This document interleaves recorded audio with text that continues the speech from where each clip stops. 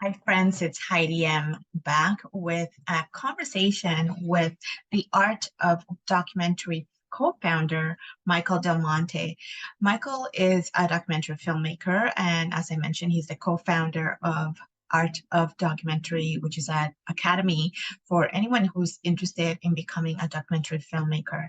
We're going to be speaking about AOD, Art of Documentary, but also about their inaugural film festival that's taking place in Toronto this Saturday, July 15th.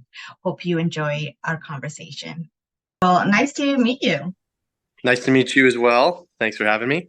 Of course. So I'm speaking with Michael Montes, or is it Del Monte, just to be correct? Del Monte is what I'm told. So nice to be speaking with you, Michael. We're going to be talking about a really cool initiative that you are working on, but maybe let's start with a quick intro about yourself. You are a documentary filmmaker, but you're also a co-founder of the Art of Documentary. So maybe give us a bit of a head start there.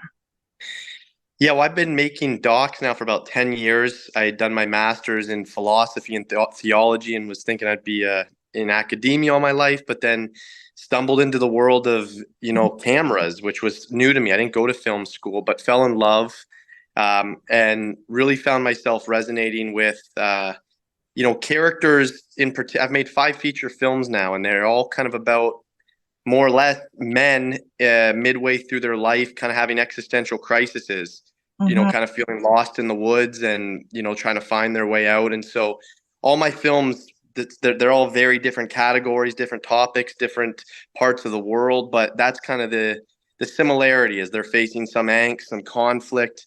They're often involved in some bigger world, whether it's an identity crisis on their gender, or maybe, former Boston Marathon champion now wanting to be a politician, a homeless heroin addict who wants to get back to being a Coast Guard. They're all kind of these intimate stories, but that kind of give us a glimpse into broader worlds. And so I just found the power of documentary to be, for me, an amazing outlet to have meaningful dialogue with diverse audiences. Like, coming from the world of academia, you write these essays and very few people read them. They're not digestible, but films and cinema and having this subjective experience in a theater is incredible. You can bring a group of people who don't generally talk to one another, don't see eye to eye on the same topic, but that character, that individual, they can bring them together, and you can experience something for yourself, and that's real. And so that's where my passion came from for documentary. And That's then yeah. No, go ahead. I was going to ask you about the Art of Documentary, which was Yeah, so that basically started in 2020. A colleague, a good friend who I'd worked on some projects with, he had started a YouTube channel. His name's Mark Bone, and he's also a director. And he said, "Hey, a lot of my audience is asking to learn how to make documentaries." He was doing more content about directing. He was a very successful commercial director and did documentaries as well. And he said, "Would you want to partner on that?" And I had some experience with some of my corporate clients how to make online courses. So we thought, let's make an online course that teaches from coming up with an idea to, what's the difference between a topic and a story, what makes a compelling character. Not anyone, you shouldn't, everyone has interesting things that happen in their life, but how do you know it's the right time to do a doc on someone? And so we took them through the entire documentary process, 50 plus videos. It was an online video course, all the way to getting into film festivals, trying to get distribution. And that was received very well. And we thought, well, that's great. We helped some people. We made a bit of money during COVID. Let's keep making our films. But very soon after, our students asked for a more advanced version, saying, we want to go deeper. So a year later, we came out with our second year course. And now this September, we'll have 5 courses, over 250 videos. We have over 4,000 filmmakers from around the world, every demographic, every continent. It's an incredible community. It's gone way beyond course content. We're now funding films. We've put tens of thousands of dollars of our own money into our students' films to help them make short docs. And now this weekend, we're very excited that we're having our first in-person event. Film festivals were a huge part of my journey, getting to win awards at places like Hot Docs in Austin, and some very prestigious doc festivals, and just seeing the impact it can have having your film watched in an audience. We wanted to do the same. So we're starting small, but we have an amazing slate of films. It's a 1-day festival, and we're very excited to bring a live audience together to see some of our students' work. That's really great, and congratulations, by the way, because it sounds like the need is there, and you have a very captive audience of more than 4,000 people. So I'm understanding that your filmmaking academy is a virtual one. Is that right? Art of It is. Yes, it is. Everything takes place virtually, and initially there was very little community. There was like a private Facebook group, but it was mainly the course content. Now we've just introduced small groups, so you can get put into a group with a leader. So there's 10 or 12 people per group. There's different WhatsApp groups. We have a meetup fund. So if you wanted to meet up with 4 other AOD filmmakers and you're in Toronto, let's say, we give you guys $100 to go just for some drinks or some appetizers. We really encourage meeting in person. So a lot takes place virtually, but we are really pushing in-person meetups and collaborations, because any filmmaker knows it is a long and hard process, and having good companions can make those tough days and years more tolerable. And so that's something we emphasize. That's great. So you're building communities online and outside by encouraging the in-person meetup. So that's good to know. So for anybody who will be catching this later, they're aware that there's different opportunities to be part of it, filmmakers. So you mentioned your first art documentary film festival happening this weekend here in Toronto. And my understanding is that you're going to be showing an array of films. But also you're going to be highlighting films from this 1-day doc competition. Yeah. Can you talk a little bit about the competition and what it's like? Yeah, it's a little contrary to the general notion of documentaries. Documentaries generally take a very long time to make. But that's often why a lot of people lose interest, or because it can be overwhelming and exhausting. And so a couple of years ago, I talked to my partner Mark and said, why don't we just have a simple assignment where they have to shoot a doc in a day, find an interesting character, find something that compels them, and spend some time with them over the course. They had to. The challenge was basically they had to film the entire doc over 24-hour period. And so, yeah, part of one of the sections of the festival is going to be, I think we're playing, I believe it's 5 or 6 of the top films from our 1-day doc contest. We had over 100 films submitted from our students this year. And so we've selected 5 or I can't remember, 5 or 6 of those coming from all over the world. And they're phenomenal. I mean, when they're beautiful on themselves, and then when you realize the challenge of filming in 24 hours, it's really neat. So yeah, we'll be showing some of those. That's great. But so to be clear, they're actually doing all of that production in 24 hours, including editing and adding. No. So the rule was that the filming needed to take place in 24 hours, and then they had a couple weeks to do the editing. So yes, no, the editing, that would be a tough assignment, but we wanted to get their filming done in 24 hours. And then they had a couple weeks to do the editing. And the way we explain it to our students, as someone who's made films that have gotten deals on, the Netflixes and ESPNs of the world, I have made a lot of really bad films.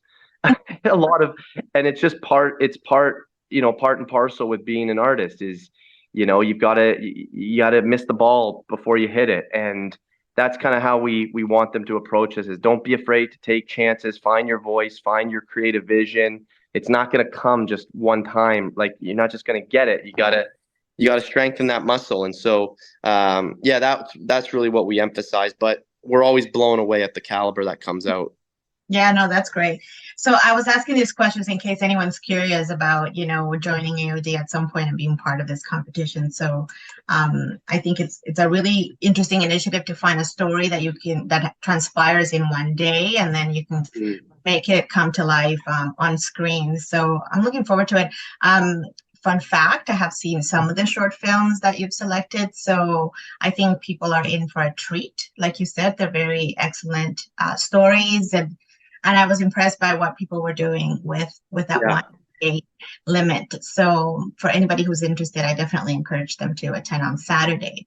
But along those films that they were part of the competition, you mentioned there's other films. Are they that you'll be showing on Saturday? Are they films by current students, past students? Can Yeah. you?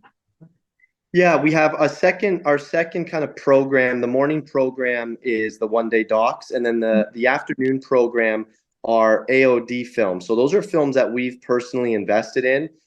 They've been a combination of some of our students have helped make those as well, but they were not shot over 1 day. So those Right. are more conventional docs. They were, told over a more lengthy period of time.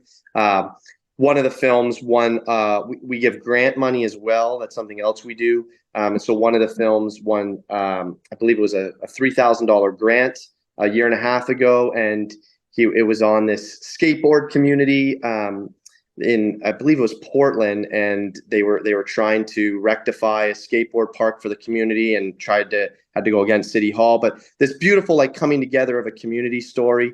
We it was a funny thing. We didn't know what happened to the money. We gave it to this filmmaker. He had an awesome pitch, and we didn't hear about it for about 24 months. And then he sent us a cut, and we were really blown away. And he did a phenomenal job. It's a much more lighthearted, fun, feel-good film about community. And so, yeah, I'm excited. That's called 11. I'm excited for the people to see that one. And so, yeah, I think a fun thing with documentary that doesn't maybe get spoken about enough, and being a filmmaker, is, the making of these films is often as interesting, if not sometimes more interesting, than the story itself. Mm, There's always a story to how you find this character. Why does this character often want you to tell it? What, like, the process of finding funding is not easy. The camera and the shooting, there's always a story behind it. And so I'm excited we'll have the chance to hear from some of the filmmakers about their process as well on making these. And I think that's going to be a real treat. right. So, I think what's cool about the fact that it's a 1 day festival, but you're trying to give people a glimpse into what it's sort of like a mini academy. That's how I'm Yeah. seeing it, in the sense that, there's the competition, you're showcasing the work of folks, past and present, but also an insight, like an insider's look. So how did you decide on your guests? I guess filmmakers that you're going to be having Q&A sessions with? Yeah, so we're bringing in Academy Award winner Rika, who had a film, Period End of Sentence. We spoke with Rika. We had her speak to our Academy. We didn't watch the film, but she spoke to our Academy as a guest. We often bring guests from the industry onto our Zoom call. So she was the first person that we thought of. That's the only film that AOD has no association with. But so that's kind of our keynote film that's going to be closing the festival on Saturday night. It's an incredible story. Reich is an incredible filmmaker, and so it was kind of an obvious choice that we had a relationship with her already, and it's just such a well done, beautifully shot, important story.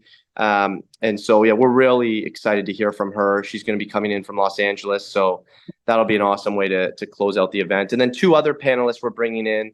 Shasha and Rich, they're called, well, more friends. We've done some festival circuit stuff together, and they've just done phenomenal in the doc space. But then they had a film called Scarborough at TIFF a couple years ago. So we're going to talk to them a little bit about their transition from documentary into the scripted world, and just how they're finding this very shifting landscape that is going on with docs. It's getting a lot more competitive, funding's more challenging, and just how do you kind of navigate these times if you're a passionate storyteller? So I think they're going to really inspire our students and all attendees. For sure. I agree. I mean, that film itself, Scarborough, is a wonderful film. So that's Yeah. another plug for the filmmakers. So thank you for speaking about that. I am, I'm curious about the audience participation. I know there's probably going to be filmmakers that are interested in attending this festival, but what would you say for, audience members like myself who's not a filmmaker, but I'm just a fan of all things cinema? We are hopeful that anyone who just loves a good story, loves getting lost in a theater with an audience, is going to have a great time. I mean, like I said, we're coming at it, this first one, putting an emphasis on films made from within our community. But at the end of the day, we are all passionate movie lovers. You know, Mark and I, we're filmmakers, but we love movies, we love documentaries, and so I think it's a unique chance that you get to. We don't have any corporate sponsors. You know, we put our own money into this, and so we get to do it the way we want. There's no pressure in any sense. We want to highlight the films that we love, and we really want to engage the audience into and just immerse them into the filmmaking process. Because I think, again, that's something that is not always so obvious, and so I think any audience member is going to find it really insightful, just seeing how these films are made and meeting some of the people who have made them. Yeah, thank you for sharing that. And I think that's part of how I see these events, where it's a bit of a hybrid, if you will, where you're getting to see the films, but also get to sort of be part of the community behind the scenes a little bit. So, that would be my pitch as well for people to attend. And I find that these one-day events are a little bit more accessible too, in terms of you can get a lot. You can get immersed quite a bit in the one day versus a longer festival where you're also chasing, films, which is still fun. But I think having the one day, it's also a great option. Yeah, I think that's a challenge that we were just cautious of being our first one. There are a lot of great films being made. It's hard to curate them, and it's hard for people just to kind of know what day to go to, what topics are they. So we wanted to make this something where, it's fairly accessible, one day, and exactly what you said. It's not too intimidating. I think it's a great entry point for anyone who's more curious about docs, but at the same time, I think you'll be surprised at some of the caliber that's there. So, yeah. Yeah, no, I appreciate that. So if people want to find out more about Art of Documentary, the festival, and the Academy, what's the website that we can plug? Just theartofdocumentary.com. Oh. Yeah, so Art of Documentary, it's theartofdocumentary.com. And I think right when you go on, you'll see, I think a pop-up comes on for the festival, and it talks, doors open if anyone was interested. We're moving basically to a film school model where we have enrollment in September and then again in March. So our enrollment in September is September 8th.